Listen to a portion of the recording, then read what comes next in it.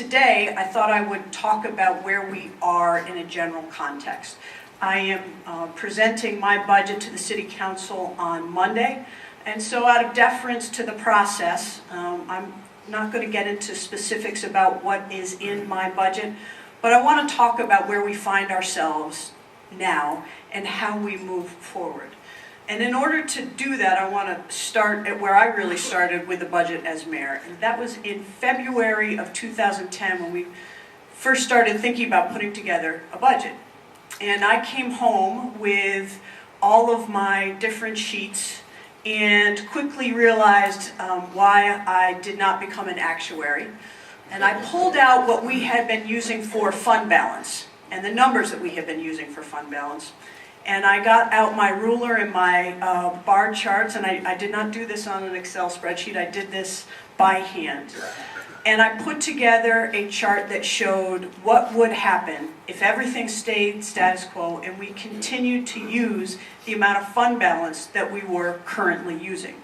And this is the chart that I came up with. You will notice a couple of things about this chart. The red line is what is called the New York State Comptroller's Minimum Fund Balance Guideline. And it's 5% of revenue or expenditures or 2 months of operating expenses. And what that means really is, it's a guideline. But once you fall below that, all sorts of bells start ringing. And bond underwriters look at it, the comptroller looks at it, and it's really a precursor to going into a financial control board, bankruptcy, other things. So what you can see in this chart is it starts in the budget year 2009-2010, where that half of that is when I became mayor. That's where the fund balance was. And then you can see what, as we were using these chunks of the fund balance, which are these numbers here, 9.7 million, 7.8. At this time, this is a projection again, in February of 2010. I got to, of all years, 2013, 2014, and we fell below the red line. Now, while I had just been mayor for about 6 weeks, I still felt it was a pretty cool gig.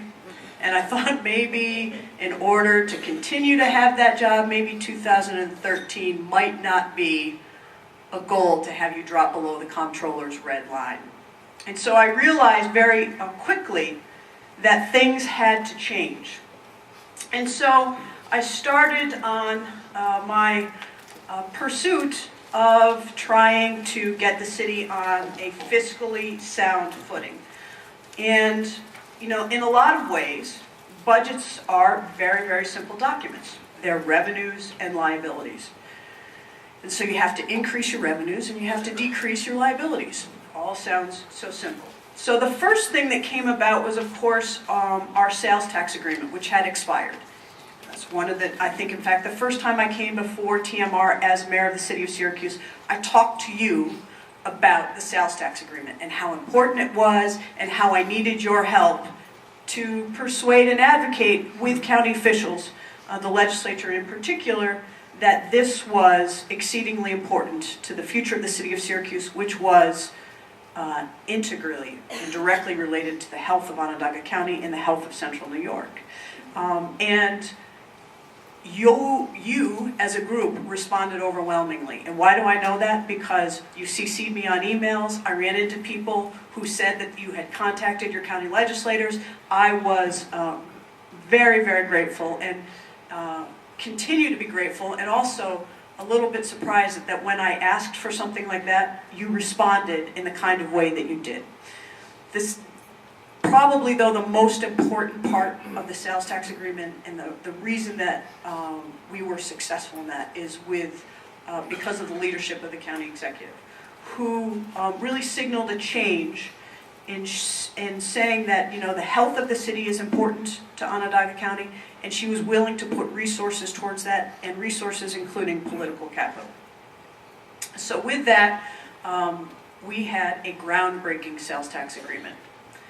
This is the sales tax revenues with a new 10-year formula. And what we did here is, you could see, we put together, starting in 2005, 2006, you can see that our sales tax revenues were relatively flat.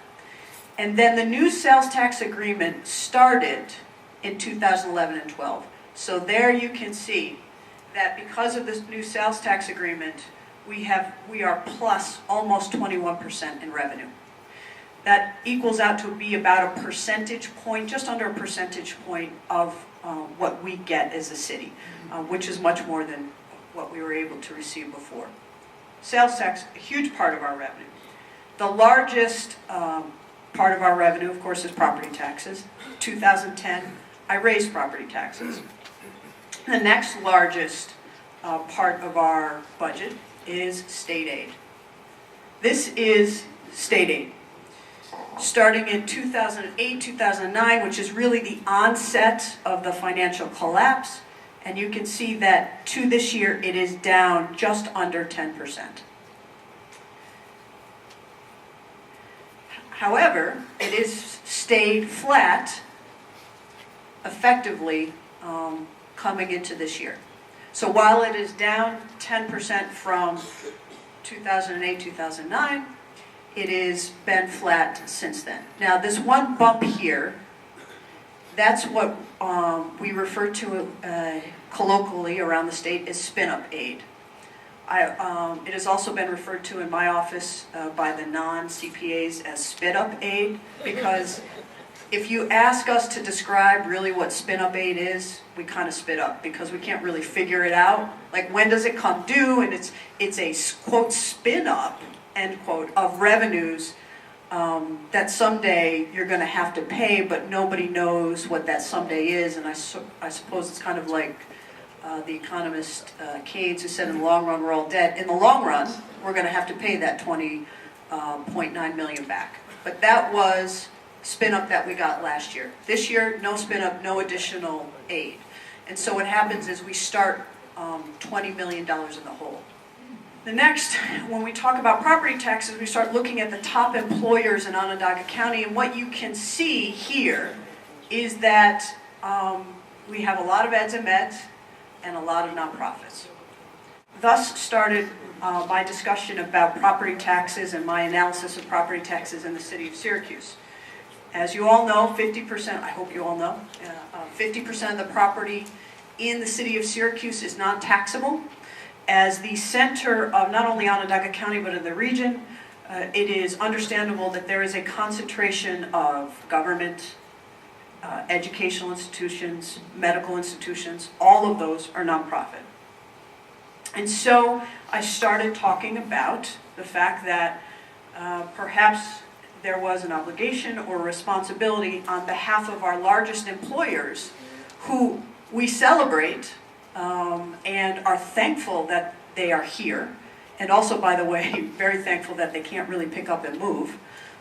But when you start looking at what the city provides in terms of services to these institutions, they're very expensive. Our three most expensive services are police, fire, and the Department of Public Works. They're funded with taxpayer money, property taxes, and also they are services that are provided to each of these institutions. So when a nonprofit or our eds and meds, which has really been able to withstand much of the detrimental impact that the economic recession has had, as they expand, and they do great work in Kennedy, the former Kennedy Square, St. Joe's expansion, that expansion requires more services. Now, they're great jobs, and we're happy that they're expanding because they're high-paying jobs, they're high-skilled jobs, they are anchors in our neighborhoods, anchors in our city, but at the same time, they require services. And as our revenues dry up and they need more services, you can understand this kind of, we sort of cross the Rubicon about how to fund those very expensive services. So I hit the proverbial road and started talking about service agreements. And the first service agreement that we were able to negotiate was with Syracuse University. And the service agreement itself, the chancellor and Syracuse University are to be commended for their leadership in recognizing this and standing up and being great community partners, as the chancellor and Syracuse University have been on a number of different fronts. It effectively counts as $1 million a year for us. The service agreement itself is a $500,000 payment annually that we get for a period of 5 years.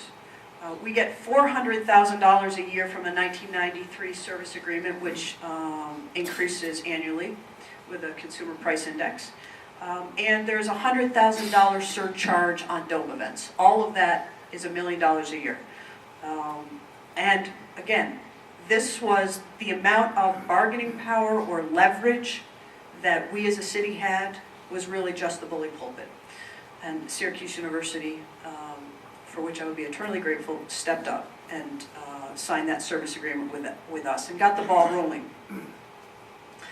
The next one we were able to negotiate was with Cross Hospital, which is the smallest of what we call our big five, and it is a private hospital. And obviously with the state of upheaval in the medical industry, you can imagine that this was very difficult for them to step up to the plate on. And Dr. Cronenberg and his team negotiated with us and came to this number. And again, I am eternally grateful for that, and it will help us a great deal. As part of these discussions that we had with our nonprofits, we didn't just say, or didn't just limit it to, we want money. Of course, cash is always king, and we love cash. But part of what we talked about and said is, look, we have a symbiotic relationship here. You are not going to be able, as an institution, to grow and succeed unless the city around you is stable. So are there ways or areas of that we can work together that ultimately have an impact on our bottom line? You know, I love interns and I love internships, and we do a lot of those kind of things, but internships aren't going to cover it. We need bottom line impact. And through that discussion, we were able to negotiate hospital discounts for our employees. So for Upstate Hospital, the discount value is just over $500,000. That is a bottom line savings to us. Another creative way to try to help save the city money. Crouse Hospital stepped up again, and their hospitalization discount is worth about $150,000. Again, bottom line savings. We also started looking at fees and how we can look at fees as a way to get more revenue and be more uniform about how we do our business. So one of the first things we did is we said, you know, we as a city have been giving pilots away, payment in lieu of taxes. There's sort of been a sense that if you walked in the door and you said you had a business proposal and you wanted a pilot, we would bend over backwards to work with you to get you a pilot that would make your project work. And when I became mayor, I said, you know, I don't really think that model is working for us. I want to try a new model, which is a uniform pilot. And so there's some predictability, and there's also some filtering out. So you may have the best idea since sliced bread, although I hesitate to use that metaphor now because Malcolm Smith used that. But you may have the best idea since Apple computers. But it may not be within our purview or our jurisdiction about where our economy is going and where we as a city are going. We have certain priorities, and if you are in those priority areas, we're going to help you by offering you these resources and these benefits. And such became the uniform pilot structure. And what it did was really offer certainty to developers. So they knew.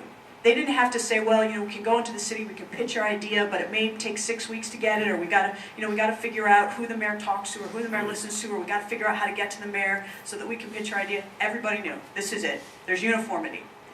And so developers started coming in and understanding, here's what you're going to get, or here's not, your project doesn't fit into our priorities, so good luck to you, but it's not worth taxpayer resources. And we had, in combination with, of course, a bottled up demand because of the economic recession, we have had the most economic development in the city of Syracuse. We have broke records every single year. Part of that, of course, is related to the bottled up economic demand. Part of it is related to having the certainty for developers, and part of it's related to being uniform about how we give pilots away. And of course, the biggest pilot is the Destiny Project. And when I became mayor, I had a history with the Destiny Project. And part of what my challenge was to try to ascertain what was the best thing for the community at large with regard to the Destiny Project, with regard to a lot of decisions that had already been made and you couldn't revisit. So how do we move forward given the hand of cards that we were dealt with? And so we have done that, as of Tuesday morning, we think all of the litigation, or potential litigation, well, all of the litigation with Destiny has been settled and we have moved forward. And so that may change 24 hours from now, but as of right now, we feel pretty good about that. I've been in an elective office for just about 12 years, and in my entire 12 years in elective office, Destiny has been part of the monthly, if not weekly, discussions about the city of Syracuse. So that project has been moving forward. Part of what we had to do was work with the developers in order to give them the time that they needed to do what they said that they were going to do to finish phase one of that project. But the other part of what we said to them is, time has a value. And the people of this community, and the city in particular, have given a great deal of resources to your project. And so when you come to us for extensions, we're going to expect you to pay. So through that, we were able to receive about $2 million in payments from the SIDA project, the Destiny project, which went to SIDA, part of which is going to help us fund our land bank, part of which is helping us knock down decrepit properties in the city of Syracuse, and so we're doing a great deal of things and innovative things with those Destiny fees. So there were $2.5 million in extension fees. We put the former tank yard parking parcels on the tax rolls, which resulted in an additional $339 million for the city, and we took the closing of Hiawatha Boulevard and Solar Street off the table. And as I said, as of today, as of actually Tuesday, we believe that we no longer have any obligations to this project, and they no longer have any legal obligations to us. We also put in front of the council, and they voted this week, to privatize the booting structure, which was being done by our police force, but could only be done on overtime, and the cost-benefit analysis just didn't make any sense. In addition to which, the police officers are our highest paid employees, and I believe that you should be chasing bad guys or bad girls if you have a uniform on.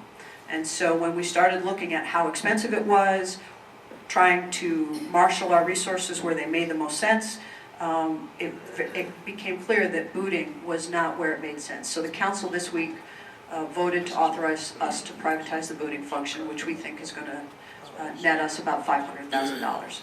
We also have in front of the council what I'm calling a securities fees agreement, which says if you have an alarm in the city of Syracuse, that you should pay what we have proposed is $50 a year as to help the city pay for those services. If you think about it this way, most alarm companies range anywhere between $50 a month to $75 a month.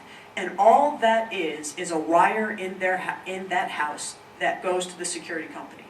And when that alarm is triggered, police officers come. So really, it's a wire that the company puts in for our services. And every other municipality in upstate New York, every other city has a similar fee. And so we think it makes sense for us to have a fee. Now, related to this, let me just say something about $500,000. We have a property tax cap on us of 2%.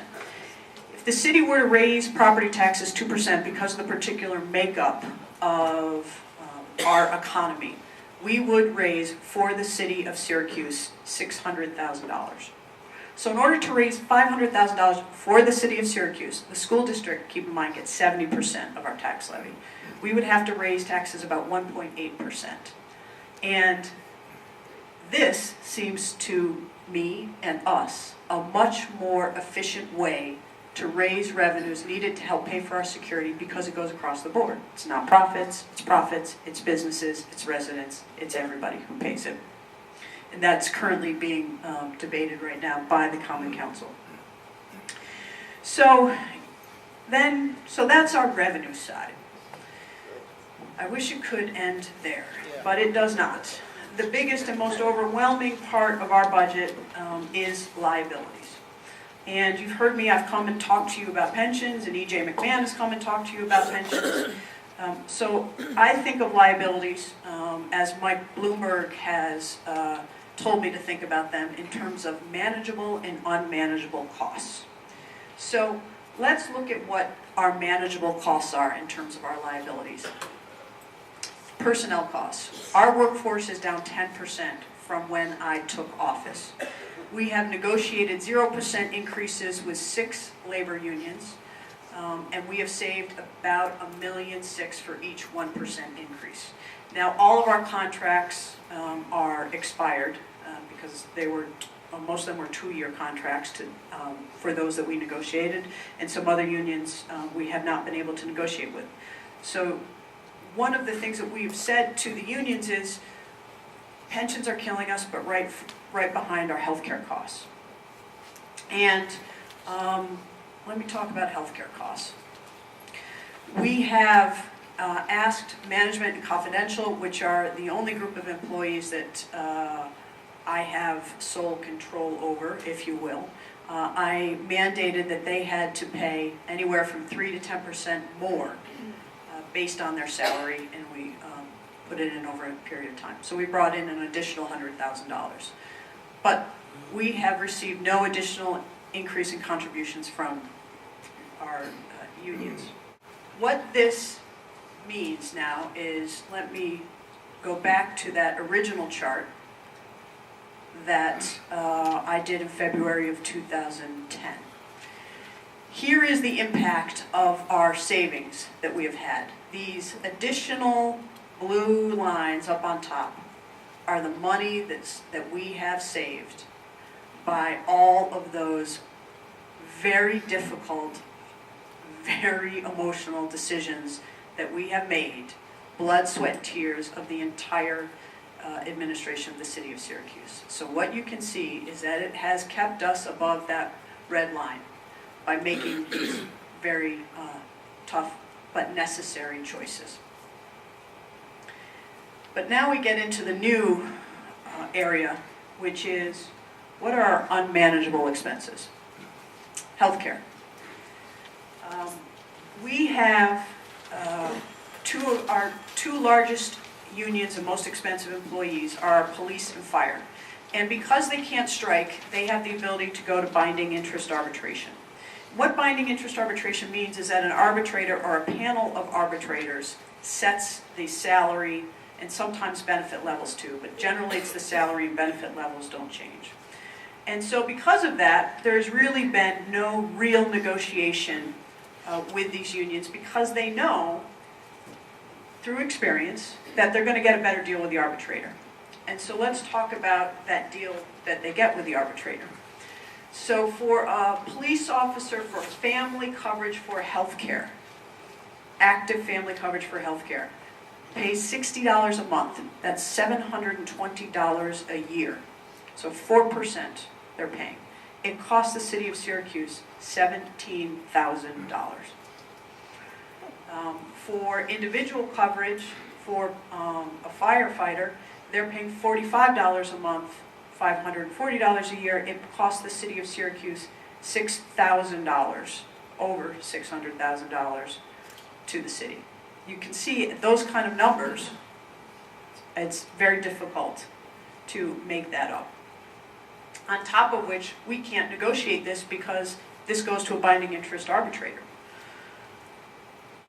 Pensions. As I've said, and you've heard from others, we have no ability to negotiate pensions because that's a state system, and the state sets it. They set how old you have to be when you retire, what your benefits are going to be, and then they just simply send us a bill. So you can see where the kind of growth that we have had in pensions numbers. And then you can see the kind of growth that we have had in healthcare numbers. Let me add another part of this. When your most expensive employees are paying that for healthcare, it is very difficult, if not irrational, to go to your employees who are throwing trash or digging ditches and your water employees and say, you have to pay more than the firemen or the policemen. The firemen and policemen are often getting paid double what those other employees are. So it sets up this system where maybe it's artificial, but this is the cap that you really can get from employees. And so when you see this system, you can, I think, understand why I have gone to Albany and said, you need to help us with this, because these are unmanageable costs. And this year in the governor's budget, he proposed a 2% cap for distressed municipalities on binding interest arbitration awards, and the legislature took that cap off, and in fact had a proposal to extend binding interest arbitration. Let me just give you some of the results of what has happened just recently, this year. In Albany, the panel of arbitrators gave their public safety employees a 3% increase. And the arbitrator said, you know what, it is not unreasonable to conclude that the city's residents are not overtaxed. And so gave them 3%. In Rockville, the police officers were given by the arbitrator 6.6 for 2 years. Every municipality in the state of New York is in one way or another distressed. And so every single municipality and every single school district for that matter, cutting teachers, cutting services to pay for these bills. So when you see governments come in and say, we gave you an extra $150 million, we give you an extra $45 million, or those kind of things. Last year, let me give you an example. Last year they gave us an extra $21 million for spin-up. Fantastic. It was really helpful. You know what we took that money for? We used it to pay our pension bills. Those of you who live in the city or come into the city this morning, that means that not $1 went to help plow the roads, pick up trash, fill potholes. It's going towards that. In the city of Yonkers, they are engaged. The city of Yonkers is perhaps one of the most distressed municipalities in the state of New York, and their firefighters have asked for double-digit increases. So, thus you find my discussion with the governor and the comptroller about where we are as a municipality and why the state needs to step in to help us and has indeed an obligation to help us. But that's not the end of the discussion. That's part of where we are as the fiscal roadmap of where we are as a city and the challenges and who we need to have help us in order to solve these challenges. But one of the things that I have come to realize is that we all have a choice when we are faced with these kind of challenges. We can buckle under them, we can be resigned to them, or we can say this is an opportunity for us to rise to the challenge and be leaders. It's an opportunity for us to make smart choices and make decisions that before these challenges came about or people became aware of, we would never have had the ability to make these kind of decisions. So, as a city and as a leader of the city, I have done that. I have done that by looking at efficiencies, working with the county executive, starting with an arborist, moving to a joint economic development office, consolidating our purchasing office, and working very, very closely with the county executive's office and all of the things that we do. We have cut our liabilities, we have increased our revenues. Cities don't stop. They can be in paralysis or they can be led. And we, as the city of Syracuse, have chosen to lead and be on the forefront of these issues. But not just the financial issues. This week, CNN covered Operation Truce with our police department. This week, as Sandra mentioned, I was in the New York Times talking about our financial crisis. We have been recognized by IBM Smarter Cities, and in fact received a very prestigious grant for them for the work that we are doing on our housing. We are going to be one of the first in the state to have an operational land bank. We have been recognized by the EPA for the work that we're doing in sustainability. We have been recognized in the country for what we're doing on Say Yes. We have renovated 4 schools under the Joint School Construction Board. and we are moving forward because we are a 21st century city on the move, and we have great leadership across the board. Great governmental leadership, great business leadership, great nonprofit leadership. Everybody at this particular time, I'm fortunate to be in this position to say that we're all moving in the same direction. So while they have been characterized as tough choices or hard choices, we're thinking about making smart choices and what the city is going to look like. Because if we look backwards to 1950, that's the wrong way to look. We have to look forward to 2020 and 2030. Because again, cities don't stop. And when it gets really disheartening is when I remind the folks around me that we as a community have been through bigger challenges. You know, we're the community, if you go way back, that helped build the Erie Canal, that met that challenge. We're the community that helped figure out how you conquer humidity and how you conquer sunshine and really hot weather, which I'm hoping we'll have a chance, will come very shortly. We are at the vortex right now of a change in how we view government. And our expectation as a city, and my expectation as the mayor of the city, is that we are going to be part, and in fact lead, how we change that to make sure that we continue to provide the best services and the best quality of life for the people in central New York in general, and Syracuse in particular. So with that, I would be happy to take questions.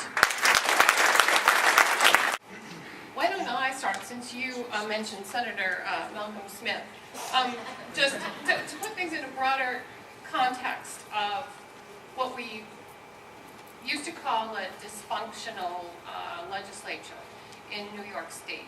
If some of the changes that you've talked, most of the changes that you've talked about require action of our state leaders. Is there something about the way that we are structured that makes us so immune to change or unable to change and do some of these things? Are there structural changes that we need besides just changes in legislation? I think it's perhaps Winston Churchill who said, democracy is the worst form of government except for all the rest. I think about that quote a lot. The reality is that a democracy, in my view, and what I have experienced, is really driven by crisis. And so part of what I have been trying to do as a mayor of the city is say, look, this fiscal crisis is happening. Now, I have had people say to me, well, my trash is still getting picked up, and the fires are still getting put out, and the bad guys are still getting arrested. I don't feel the crisis. And I've said, well, that's because we're a good city, and you're being led well. But it is frustrating to say, why do I need the comptroller or the governor to get to help me solve the problem when we fall below that red line? I can tell you we're going there right now, and I can give you the charts that show that to you. Help us now, and help us with reform so that we can cure these systemic issues. I'm not an expert on Albany culture, political culture, Albany life. I think there are people who will exploit circumstances no matter what walk of life they are. It's disappointing. And disheartening, and ultimately, I'm a romantic about politics and about government. I'm somebody who read Profiles in Courage, and I wanted to look into my open grave and make that vote, which perhaps maybe I have done. For those of you, that's a chapter for Profiles in Courage, by the way. And not everybody has that view, and so can we get rid of some of the unfortunate influence that big money has? Absolutely, and I'd welcome that. And can we set higher expectations for our elected officials? Yes, but setting higher expectations, I think, means higher expectations about governing, not their personal life. Part of what I've been really, and as it's not just government that's changing, our whole world is changing, and we're now at this 24-hour news cycle, and Twitter, and Facebook, and everybody's got a camera, and elected officials ultimately are human beings too, and so I think that we could all benefit from perhaps not rushing to judgment, and also, but at the same time, having high expectations about what we expect from government and what we need from our officials. Good morning, Mayor. You've mentioned the land bank several times. Could you explain the financing that will come about as a result of the Destiny settlements, and also what you see the impact of that land bank having on the future of the city? The land bank is a tool for a long time. We in the city of Syracuse had all of this property that was going vacant, or people walked away from their obligations. They just stopped paying property taxes on. And we chose, I say we, the city, this predates me being mayor, the city chose not to go after those property owners because it had no tools for the end result. We are responsible for too much property now, and we didn't have the resources, the staff to take over. Once you take over property, you have all the liability that goes along with it. So once we saw that problem, there are a number of issues that unite our diverse neighborhoods in the city of Syracuse. The one that is the biggest is our issue of vacant housing and underutilized property. And we saw that in order to conquer that, you really had to get a tool in place that could take care of those properties and singularly focus on that. And that's what the land bank has done. What we have done with some of the Destiny money is help fund taking down demolitions of property that we think ultimately will go into the land bank. The land bank will be able to have a singular focus on marketing those properties, selling those properties, and redeveloping those properties. It is a joint effort with the county. It is my single greatest priority for the city of Syracuse. It needs to be funded in a regular manner, and we're working with the city council on how to do that in a way that is predictable. But we're going to get, I believe, county funding, city funding, nonprofit funding, and state funding too to help us get that up and moving. Good morning. You mentioned Lee Smith in the beginning of your remarks, so I think it's appropriate to ask you, one of his long-held opinions was supporting metropolitan government, which seems to me would be an excellent solution to address some of the problems that the city has faced, and it certainly has worked in other areas of our country. So I'd like to know what your thoughts are. The problem is that the definition of metropolitan governance differs. And let me talk about this issue for a second. So 70% of our pension costs and 70% of our healthcare costs are police and fire. The county doesn't have a police force. They have a sheriff's department, which the only obligation that they have is for the jails. The road patrol is not mandated. These are mandated services. They don't have a professional fire department. Part of what the issue is you have to have a merger of functions where it makes sense. So thus we did economic development, purchasing, the arborist. But what about our single largest functions, police and fire? Or for that matter, the school districts? I think that it merits discussion, and the county executive and I have done more for modernizing government than others have, and we'll continue to go down that path where it makes sense. But when you start looking at the services that the city provides and the services that the county provides, they're very different. So how do you merge them? So they don't have a police department, they don't have a fire department, and they don't have the DPW. Those are our three most expensive services and our three most vital services to the city of Syracuse. And if you say, well, you could give them over to the county, right? Well, the county's got this issue then. Why do they want that issue? Yeah. The only reason that the county doesn't have this issue, I shouldn't say the only, one of the major reasons that the county doesn't have this kind of issue yet is because they're so new. We have legacy costs. These are legacy costs. We are insuring more retirees than actives. And the benefits that were in place when Syracuse started and was thriving in the 50s are very different from the benefits that people expect now. And yet there is a moral obligation, a political and legal obligation to provide those benefits. St. Joe's, which has a major footprint and major commitment to the city, putting $250,000 into the north side annually, investing $7 million in the west side, adding, I think, $6 million to its various projects to the tax base. So I know you're having a conversation with you. I feel you're with the hospital, that hospital in particular. I do feel your pain, but I feel St. Joe's too. They're the least expensive provider of health care. There must be a way to come to center for a mutual recognition of both parties, of each other's strengths, and a way to figure this out with that particular hospital. Look, let me say St. Joe's is a great anchor for the north side in particular, and for our city of Syracuse. It provides great services, important and vital services. And I absolutely agree with everything that you said. And I would say this is the kind of discussion that we also have to have on a state level and on a national level. There's no, we need to make smart choices that are going to impact expectations that people had. So part of what I will move this sort, part of what I have said about the state issues is, we need the governor to exercise his credible and very successful political leadership to bring everybody around a table to say that, you know what, this ain't working. And let's figure out how we have to change this. Because if the answer is that every municipality in the state of New York is going to be run by a financial control board, that's not an answer. That's a failure of our government, a failure of our democracy.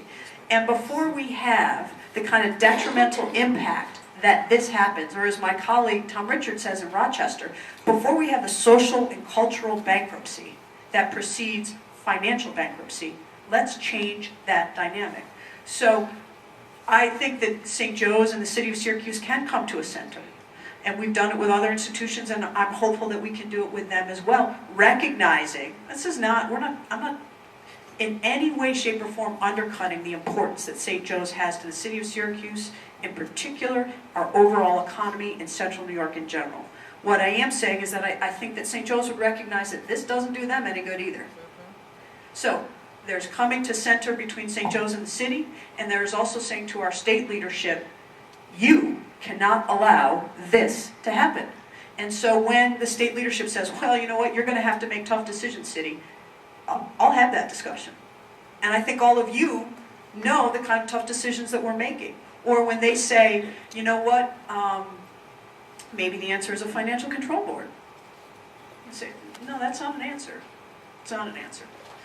And part of what one of the reasons I come in front of you fairly regularly to talk about these things and to give you these contexts and to hand out these numbers is because you have more power than you realize. When you go to your state representatives and share this information with them and say that it's important to you and you're thinking about it, and then you have the information to back up kind of the glib sort of, oh, well, people are going to have to make tough decisions. It's going to have to be some consolidations, to have that information back to say, well, you know what, the city and the county have consolidated on things. There have been tough decisions. But, when 70% of their pension costs and 70% of their healthcare costs are police and fire, which are dictated by the state mandate of binding interest arbitration, which, by the way, is going to expire in June. When you talk to our state representatives about that, it has an impact. And I will tell you, our state representatives, our state delegation has been fantastic. They've been great. And they understand this. But any elected officer has a myriad of problems. And so the struggle sometimes is to get your problem to be your priority problem to be their priority problem. I need your help to make sure that my priority or our city's priority problems are their priority problems too. And that goes for our local state delegation. It goes for our statewide leadership. Staying on the north side for a minute, Mayor, you didn't mention that the city was one of 20 selected out of over 300 applications as a finalist for the Bloomberg Philanthropies Mayor's Challenge. And the project that was submitted had to do with a world market on the north side and capitalizing on the refugees and immigrants and the history and the businesses and the people there. A lot of people came together to put that concept together. Although we weren't the grand prize winner, can you comment on any follow-through on those ideas? Yeah, we were very excited. We had a phenomenal proposal, and again, as anything that is successful in the city of Syracuse these days, it was supported and worked on by just a cross-section. Hundreds of people gave blood, sweat, and tears to that project. We had a great video. I felt really, really good about the process and the end result. I mean, we were competing with Chicago, San Diego, San Francisco. I don't think of the city of Syracuse as a second-tier city, although it was called that in the New York Times article. But one of the things that we have to recognize is we don't have entire departments of 10 to 15 people or 20 people, in New York's case, 100 people that are just focused on going and getting these things, you know. It's like me, and I throw this half-baked idea to Andrew Maxwell, and then he goes around and tries to figure out who we can get, who's smart to come and help us do it. So those are the cities that we were competing with, and we were one of the finalists. And we didn't win, and we thought we were going to, so we're sort of licking our wounds. But part of what we're doing is regrouping and saying, okay, who else can we sell this proposal to? Who else can we get? What other financial backers can we get that will recognize the value in this and help us move forward? And so that's what we're going to do. The process was worth it, the end result was great, and now we just have to find the funders. Thank you. Mayor, you were talking about financing the land bank, and I'm wondering if you could use the sales tax, both you and the county, use the sales tax from dome activities. Are there sales tax that come from dome activities? And if there are, could they be used in the land bank specifically? Well, let me answer that question generally, and then specifically what would be the problem with it. We need the sales tax revenue to help pay pensions and health care and salaries and to buy police cars and fire trucks and all of those things. That we need that money. It's our third largest source of revenue, and that's what's paying the bread and butter. But the practical issue is that we have a very hard, the county has a kind of a difficult time because of the way sales tax is collected to attributing how much sales tax comes out of each venue. And so practically I don't think we could say how much sales tax is coming out of dome events specifically. But the larger issue is that as our third largest source of revenue, we needed to pay for the bread and butter. Repair those potholes on bike lanes, John. You know what I'm talking about, buddy.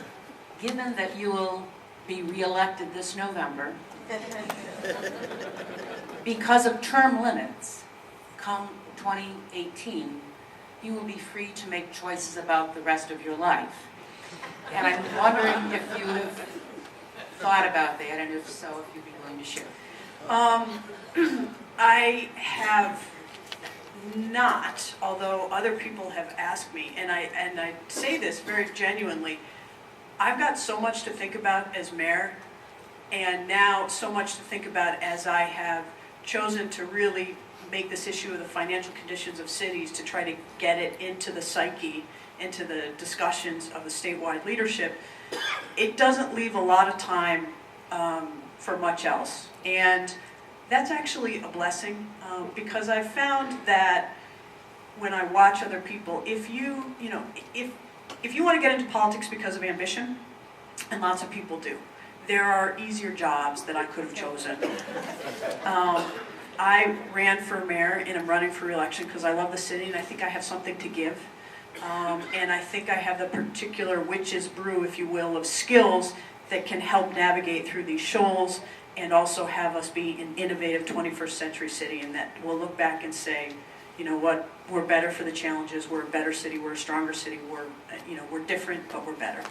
And so, what the future holds, my father told me a long time ago, do the job you have, and the rest will take care of itself. So I'm trying to do the job that I have to the best of my abilities. Some days I'm pleased with that, other days it doesn't work out so well. Well, thank you. I think you're doing a great job.